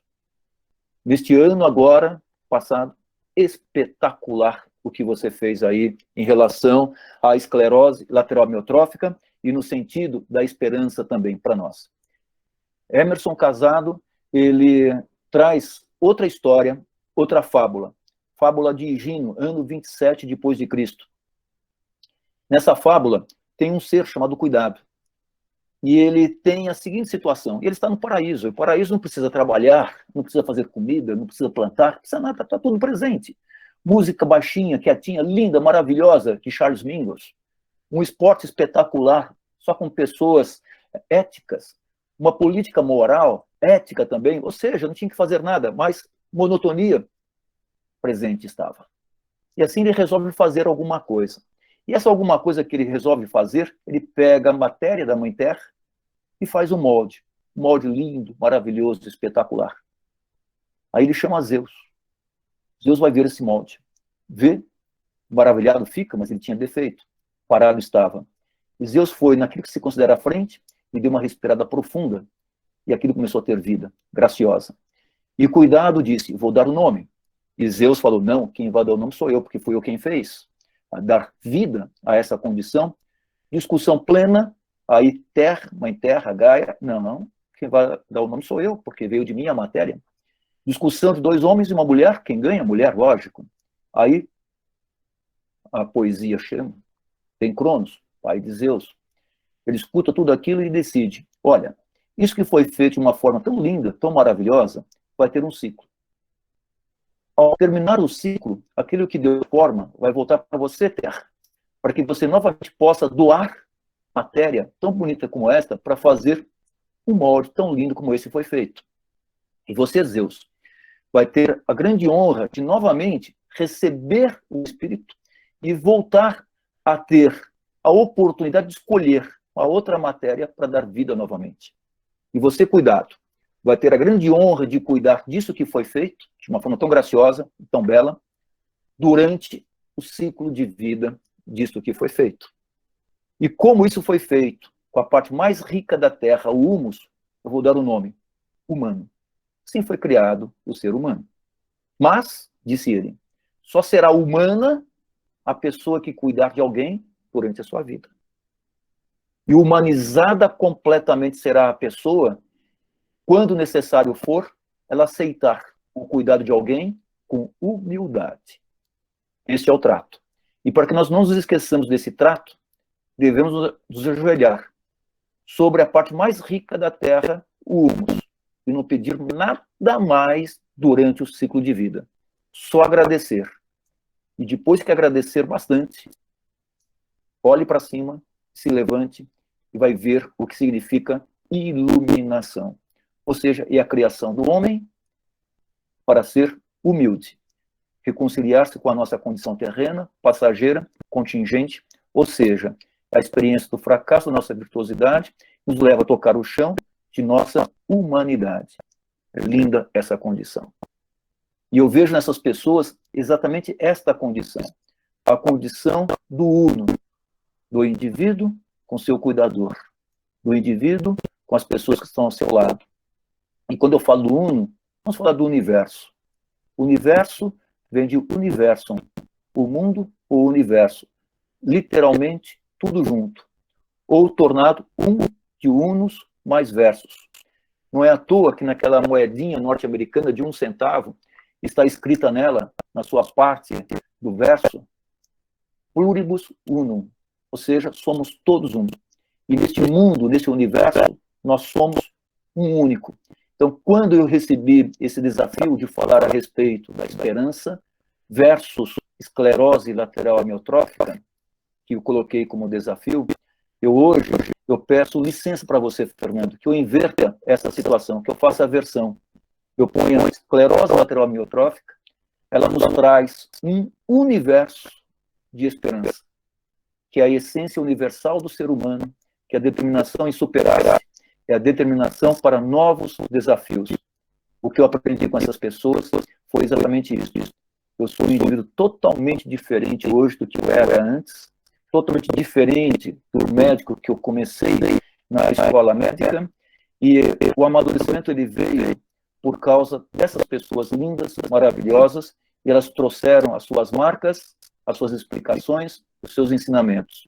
Tudo hoje apresentado nada mais é do que copy e paste que essas pessoas trouxeram. Então, meu agradecimento especial a essas pessoas, muitas delas não presentes mais, mas o que elas nos ensinaram presentes demais, que permitem entender o que é a essência universal do ser humano, que permitem entender o que é determinação em superar-se e determinação para novos desafios. Se nós nos colocamos desse jeito, eu sou um ser saudável. E falando em Maceió, vamos embora. Então, pessoal, muito obrigado por essa oportunidade, por esse dia, 22 de junho de 2021, no solstício de inverno, aqui no Hemisfério Sul, e aonde nós temos que agradecer a Deus e as oportunidades todas que são dadas de graça para nós, e que não pensamos nada mais, além daquilo que já temos. Obrigado. Professor Acari, a sua aula, como sempre, foi icônica. Eu digo icônica porque ela sintetizou, entre outras coisas, o espírito do nosso grupo. O grupo de estudos do cérebro é um grupo que não se pretende restringir apenas às formalidades da ciência, mas o universo humano, que é o universo do cérebro, ele abrange todas as outras áreas, inclusive as que você mostrou, da filosofia, das artes e inclusive da própria religião. Então, parabéns mais uma vez. Eu faço minhas as suas palavras, evidentemente com as minhas limitações, que são muito maiores. Mas eu queria pedir licença ao grupo para começar fazendo uma colocação que é também uma solicitação da sua opinião. Você, quando mostrou no início que as pessoas têm um medo muito grande quando pedem para dizer uma doença que não querem ter de jeito nenhum, falam a elas também falam, inclusive os nossos colegas neurologistas, eles falam muito na questão da ela em relação à qualidade de vida. E aí entra implicitamente, e às vezes até explicitamente, o conceito de eutanásia. Então, quando se fala em ela, os colegas neurologistas, para não dizer o restante da população, pensa logo, se eu tiver essa doença, eu não quero deixar ela para progredir. Na minha experiência, que é obviamente muito menor que a sua, eu só tive 2 pacientes que desejaram partir antes do tempo. Uma paciente, por coincidência, quando piorou, eu estava presente no hospital, falei com ela e ela voltou atrás. Ela quis ter o tratamento até o final. E o outro paciente era um paciente que já estava com depressão antes mesmo da doença, e ele foi cessado e não teve assistência ventilatória. Mas foram 2 pacientes apenas. Praticamente a totalidade dos pacientes, mesmo em situação muito avançada, quer viver. E quer viver de forma produtiva. E aqui eu presto meu tributo ao Emerson, que é uma pessoa que me inspira muito. Porque a capacidade produtiva dele é uma coisa realmente formidável.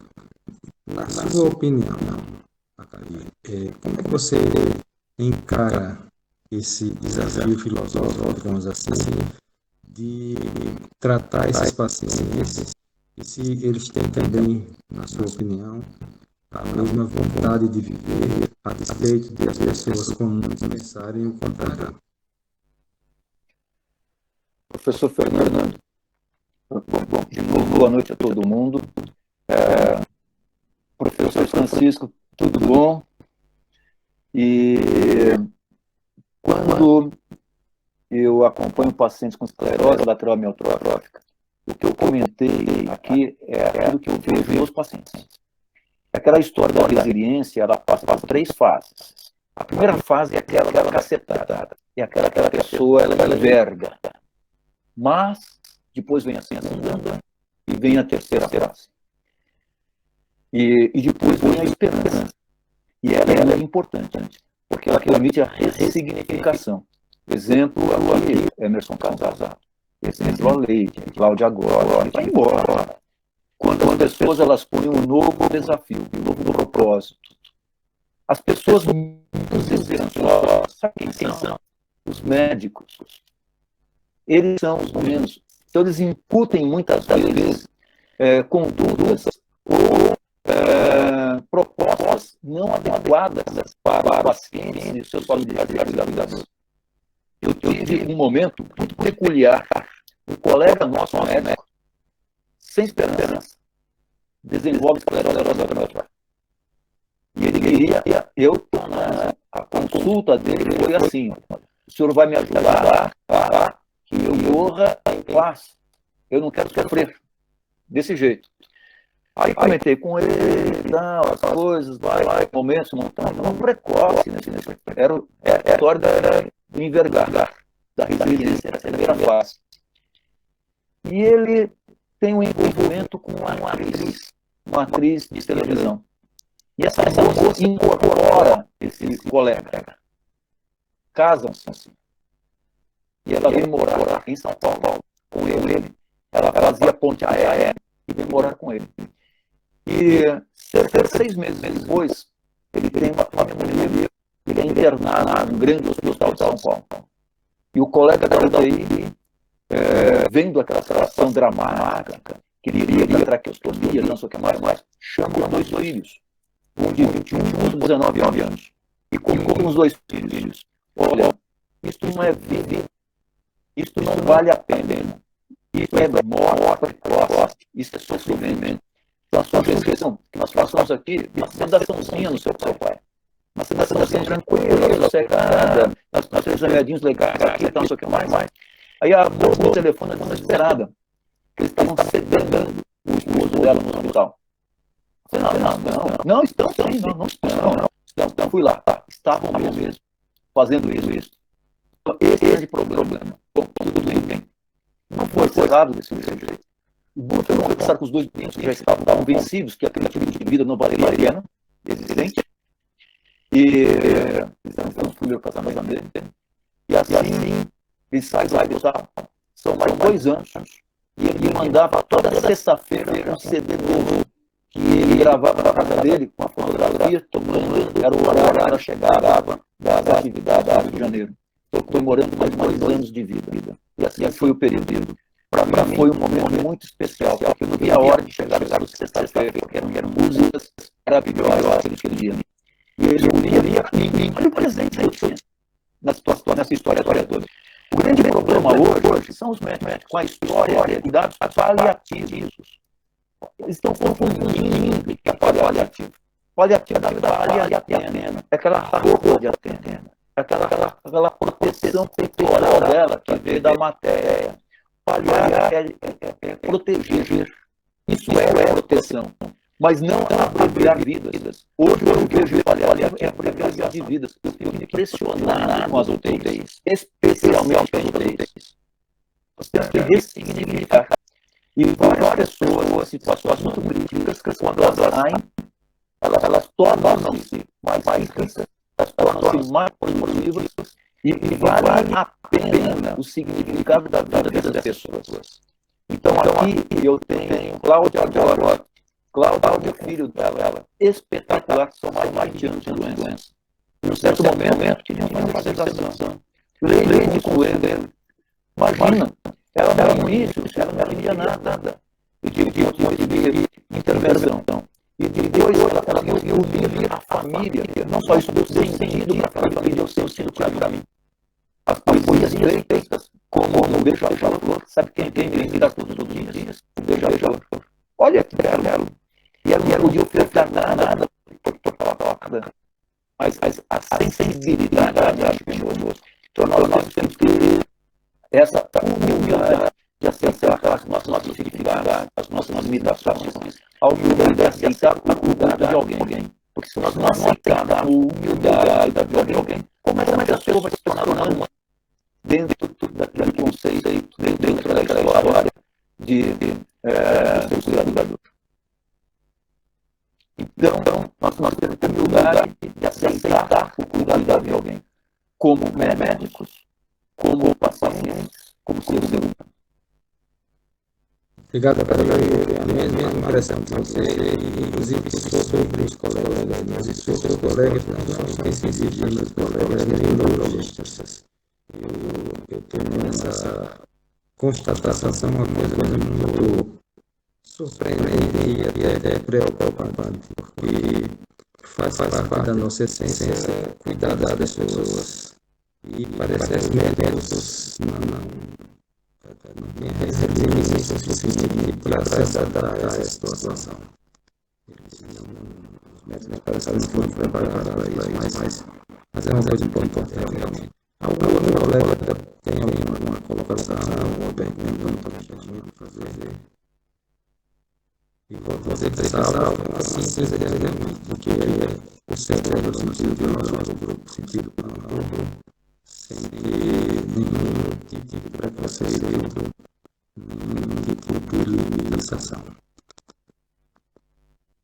Eu queria, já que disse, eu queria perguntar uma coisa, essa é o sentido mais técnico da palavra. Desde que eu estudei, comecei a relação drogas como um todo, não só da ela, mas uma estrutura qualquer deslavada, ela perdeu a sua, digamos assim, sua estrutura. Como é que você encara isso, assim, essa explicação da profundidade? O que é mais importante para a manutenção da estrutura corpórea, a elevação motora, a elevação sensitiva? Por que os pacientes ela não tem tantas caras, por exemplo, quando o paciente tem uma lesão vascular mágica? É uma curiosidade também. Ela tem essa pergunta é interessante. Eu acompanho uma paciente com esclerose lateral e aí a escada é rara. E a escada ela chama mal cuidado. Paciente com esclerose lateral em escada, nosso cuidado para estabelecer de uma forma adequada. Tem trabalho realizado um deles, um indivíduo dermatologista, através de biópsias. Ele mostra esse conjunto de pele um pouco diferente do normal. Porque a grama é diferente, a forma da grama também é diferente. E conforme vai tendo um comprometimento, segundo o neurodor, que vai tendo a motora, tem uma moderação na sensibilidade. E a pessoa, ela consegue seguir. E essa situação de manutenção da sensibilidade, ela estimula a parte autônoma a continuar uma forma saudável. Então,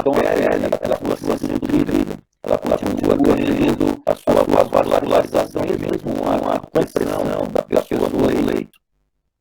Essa é uma forma de explicar. A outra onde explica é que o terceiro conjuntivo só modificação da sua grama, permitindo que aumente bastante a potencialidade de suporte em relação à limpeza mais rígida. A pele ela começa a ficar mais rígida desse conjuntivo. Essa é a explicação de homem. E talvez seja realmente isso que aconteça, porque do ponto de vista de terapia celular, uma das formas de terapia celular hoje é o desenvolvimento da pele, o ectodermo, o próprio neurônio motor. E as pessoas, através da série, se fazem uma reconstrução do neurônio motor.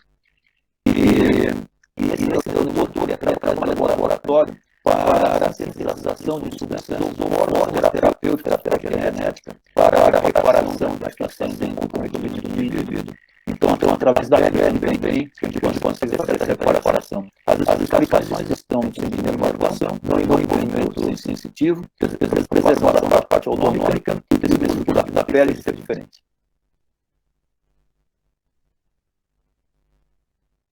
Realmente uma explicação interessante, eu nunca tinha ouvido esse tipo de abordagem, mas me envolveu muito. No chat só tem mensagens de elogios justos, realmente. Eu não gosto de falar isso, porque a pessoa acaba ficando constrangida, que até pensamento, mas é verdade. E isso é fruto da experiência que passa para todos nós. Não sei se você fez manifestar ou mas eu considero que ela é uma doença assim, que talvez fosse o protótipo da doença neurológica, assim, que ela pega todos os aspectos. A gente inicialmente pensava que seria uma coisa mais mecânica, por ser simples, mas ela é mais ampla que isso. Os nossos pacientes, eles estão assim numa situação de muita esperança, porque a esperança sempre existe e essa proposta manual, porque a esperança ela é real. A esperança ela não é baseada na coisa falsa. A esperança de várias décadas e minutos da própria pessoa. Eu tenho certeza que no Congresso da Dinamarca, no Congresso de Psicologia, tem um colega lá da Dinamarca que me mostrou, e depois eu perguntei a ele, eu achei uma coisa super curiosa, não sei se você conhece esse trabalho, mas é um autor inglês que analisa a felicidade das pessoas. Se um desses autor, e eu também estou convencido de que ele tem razão, a felicidade das pessoas com ela aumenta com o tempo. Você tem essa mesma expressão, Cadê? Nós temos uma capacidade muito interessante de plasticidade. Conforme nós vamos vendo perdas, você vai ampliando outras capacidades. Essa é uma condição inerente a nós seres humanos. Nós temos que estar acordados para essa potencialidade, para a plasticidade de abordar regiões dormentes. Eu tenho essa expectativa também e essa vivência do que acontece. E quando as pessoas elas conseguem alguma coisa para elas mesmas, isso traz uma satisfação que não tem medida. Uma das pacientes, para mim, foi de uma importância enorme. Ela, uma senhora de idade, paralisia bulbar progressiva, internada no hospital, com vergonha, e ela tem uma pneumonia, traqueostomia, e necessita de ventilador e necessita de oxigênio. Mas só. Nenhum comprometimento motor. Ela queria ir para casa. Por que ela queria ir para casa? Porque ela queria tomar conta do esposo dela com Alzheimer. E eles conseguiam reconhecer bem que era só ela.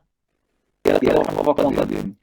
Só que tinha a história do home care e não davam alta para ela no hospital. Foi o primeiro home care que tinha nosso aqui. Foi maravilhoso. Quando ela chega em casa, a felicidade do esposo dela, que já fazia 3 dias que não comia. E nem um dia mais ele deixou de comer. Ele faleceu, as 2 semanas depois ela falece. Então ela tomou conta dele até o final da história. Outra história, eu posso contar que faz parte já da lei home care em casa. Ela queria ir a um jogo de música. E o responsável pela casa, não pode, porque a senhora vai como? Tetraplégico, danar, transfágico, com traqueotomia, ventilador, cama, tal, não sei mais, então não pode, não tem jeito nenhum para ir para isso. E vai lá que morre. E nossa resposta foi, e vai lá que ela morre. Vai viajar a subir, da show. Parece, bom, bem, ela pôde ir. Só que cobraram pelo barco ocupado pela mata. E assim ela não se conformou com essa situação. E hoje é uma lei aqui em São Paulo. Pagar 4 nunca mais, porque foram cobrados 4 ingressos dela. Por isso que o nosso passo ela ocupou. Isso é uma lei. Ou seja, não importa se a pessoa vai de maca ou de cadeira, é um ingresso só que ela paga. E ela tem direito a ir à casa de show. Meu problema queria que ela saísse de casa, porque ela está em home care. Peraí, ela não está presa. Não está presa. Ela tem direito. Aí ela foi para a casa de show, ela foi para o Parque Ibirapuera, num dia que choveu pra caramba, e ela não queria a cobertura, ela queria sentir o pingo d'água cair sobre ela. Ela fez um livro, lançamento, que seria na Folha de São Paulo, ela queria ir à Folha de São Paulo para o lançamento do livro. Choveu a barbaridade em São Paulo, lá no 23 de maio. Aí a filha falou que não dá para ir. E ela, com o olho esquerdo, reto lateral, BOMBIR, bombeiro, carro de bombeiro. Então, ou seja, olha só, isso se chama felicidade. Você conseguir cumprir a sua missão, isso é felicidade. O Emerson aqui em Maceió, Cari, protagonizou uma situação semelhante. O Miquel não queria deixar sair de casa e ele foi a pessoa responsável pela mudança desse paradigma aqui.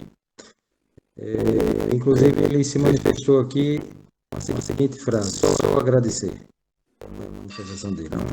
A gente tem que agradecer ele e as outras pessoas. Sentido do verso, reverter. Nós temos que reverter esse agradecimento dele. Porque quem tem que agradecer algumas coisas somos nós.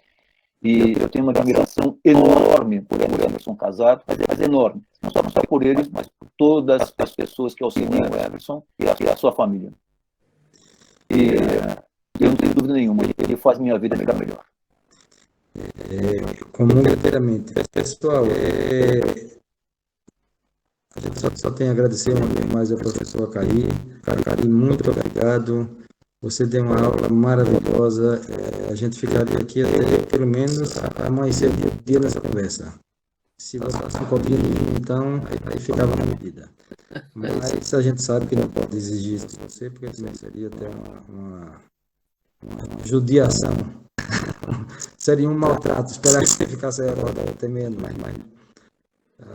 As suas informações foram extremamente relevantes, como sempre. Queria agradecer a presença de todos, particularmente dos colegas de fora de Alagoas, e dizer que a Cari já está intimada a comparecer em outros momentos com essa maravilhosa experiência dele. Cari, muito obrigado uma vez mais e boa noite a todos. Pessoal, boa noite. Um abraço muito grande.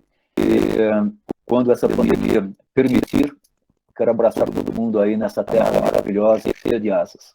Isso, beijo especial a todo mundo. Um abraço. Tudo bom? E bom baile, né, Francisco?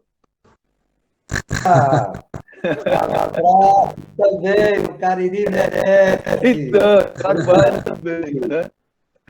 Tudo bem? Um abraço. Até mais, pessoal. Obrigado de novo, tá? Tchau para todo mundo.